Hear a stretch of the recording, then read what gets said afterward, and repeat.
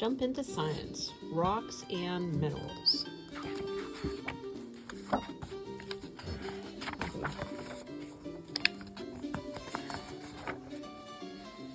Rocks are all around us. Have you ever wondered where all these rocks come from? What are rocks made of? Here's your chance to become a rock star and discover the wonderful world of rocks. The first rocks. The scientists who study rocks are called geologists. Most geologists believe that the first rocks on Earth formed more than 4.5 billion years ago. As the Earth cooled, the heaviest rocks sank to the center of the planet to make the core. The lightest rocks floated to the surface to make the crust. Between the core and the crust is the mantle. The building blocks of rocks. Almost all rocks are made of tiny building blocks called minerals. Most minerals have their own special shape called a crystal. Some rocks are made from only one type of mineral, while others have many different minerals joined together. Geologists have discovered more than 2,500 different minerals on our planet. Each mineral has its own special properties. A property is something that scientists use to describe as an object.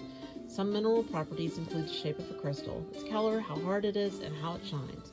Some minerals are used to make jewelry and for decorations. These special minerals are called gems. How rocks are used. Over time, people discovered that rocks could be used for many different purposes. Thousands of years ago, people used rocks to make tools such as arrowheads and scrapers. In the past, rocks were also used for making great buildings, like the pyramids in Egypt are made from rock. The ancient Greeks and Romans also built with rock. People are still using rocks in buildings. Is any part of your home made from a rock? We have lots of rocks. How rocks form. Minerals don't just magically come together to make rocks. Rocks can only form when the conditions are right. After many years of studying different rocks, geologists discovered that rocks form in three main ways. Geologists use the way a rock forms to put it into three different groups or types. The three main types of rocks are called igneous, metamorphic, and sedimentary. I said that wrong. Igneous rocks. Igneous rocks are a hot liquid rock called magma. Cools off. If magma cools slowly, the rocks become large crystals. If the magma cools quickly, crystals do not usually form. How fast the magma cools usually depends on whether the igneous rocks form deep underground or on the Earth's crust. When hot magma cools underground, it usually does slowly. Igneous rocks that form inside the Earth often have large crystals. Granite and gabbro are two types of igneous rocks that are formed underground. When hot magma reaches the surface of the Earth, geologists call it lava. Unlike magma inside the Earth, the lava cools quickly so that large crystals don't form. As the lava cools, it makes hills and mountains called volcanoes. These form on the surface of the Earth and also form underwater. The most common rock in the world is called basalt, and it forms from lava. Basalt is the type of rock that comes up most of the Earth's crust under the ocean. Metamorphic rocks. A second type of rock is called metamorphic rock. Metamorphic rocks are rocks that have changed their form. Metamorphic rocks usually form deep inside the Earth where they get heated and squeezed by the rocks around them. Sometimes metamorphic rocks have their minerals squeezed so much that they look like they came out of the tube of toothpaste. The minerals in some metamorphic rocks look like they have flowed. They never turn back into liquid dough. Instead, they stretch and bend like warm clay. Two common metamorphic rocks are gneiss, and schist, rhymes with twist. Geologists have discovered that the crust of the Earth is not one solid piece. Instead, it is made of separate chunks called tectonic plates. These tectonic plates move slowly. When tectonic plates move, they squeeze the rocks around them.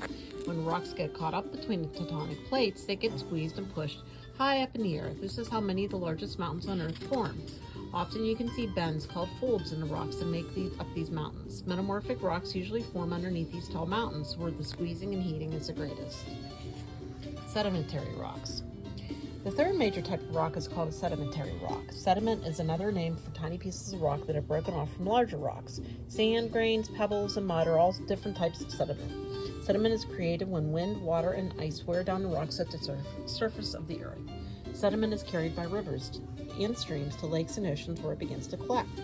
Over time, the sediment piles up deeper and deeper. Layers at the bottom of the pile slowly get turned back into solid rock again. Not all sedimentary rocks have grains in them. Some form crystals that grow in water. As the water flows over the rocks, some of the minerals seem to disappear. Scientists say that the minerals dissolve. When the water with the dissolved minerals begins to drop or evaporate, new mineral crystals begin to form in it. Sedimentary rocks that form this way are called evaporites. Grains and crystals aren't the only thing that you can find in sedimentary rocks. Sometimes you find prints of leaves, seashells, or even dinosaur bones. When living things die, they get buried in sediment. If the conditions are right, they will turn the stone into the sediment and make a fossil. The rock cycle. Rocks on Earth are always changing. In some places, wind and water wear rocks away. In other places, lava from volcanoes bring new rocks to the Earth's surface. Over millions of years, the minerals that make up the old rocks get recycled into new rocks of different types. Geologists call this rock cycle. Rocks are all around us. They form in different ways and have many uses. The minerals that make up rocks have many different properties, and you can use these properties to help tell them apart. The next time you pick up a rock, look at it closely. It might have been part of an ancient volcano, or may have been some coal crystals in it. It might even contain a fossil from a creature that's been extinct for millions of years. By learning to read the rocks, you too can work like a geologist. The rock stars of the scientific world. The end.